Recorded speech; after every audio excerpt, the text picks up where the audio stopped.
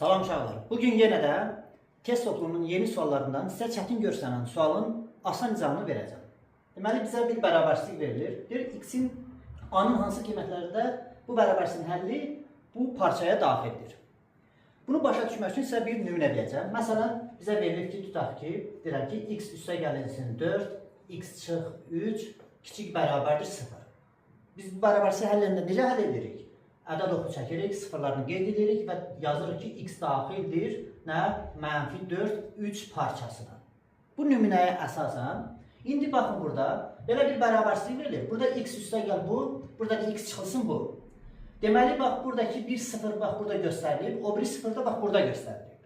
Deməli, bax, buradakı, bax, bu ifadə, yəni mənfi qarşısında yazmaq şərtilə 2a kvadratı üstə gəlinsin b, bərabər olmalıdır, bax, buradakı sıfıra. Yəni ki, nəyə? Mənfi a kvadratı üstə gəlinsin 8a çıx 10-a.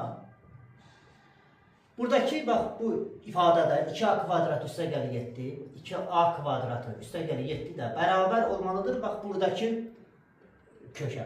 Yəni ki, nə? A kvadratı üstə gəli 9a çıxılsın 11-ə. Və təbii ki, biz burada nə etməliyik? Ortaq a tapmalıyıq. Bu mənfilər getdi. Bu birinci bərabərlikdən hamısını sol tərəfə keçirsək, nə alırıq? 2a kvadrat çıx a kvadrat, yəni ki, a kvadratı çıx 8a alırıq.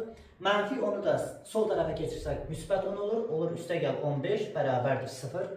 Burada da bu bərabərlikdə də hamısını sol tərəfə keçirsək, 2a kvadrat çıx a kvadrat, yəni a kvadratı çıx 9a. Mənfi 11-i sol tərəfə keçirsəz, olacaq nə? 18, üstə gəl 18, bərabərdir nəyə? 0-a.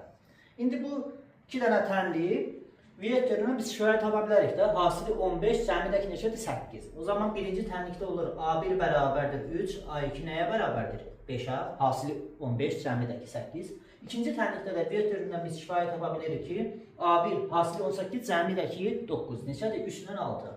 A1 bərabərdir 3, A2 də nəyə bərabərdir? 6-ya. Dedik ki, nə tapacaq? Ortaq A.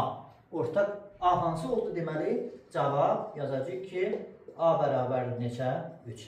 A bərabərdir 3 olduqda bu bərabərsizliyin həlli bax bu parçaya daxil olacaqdır. Sağ olun.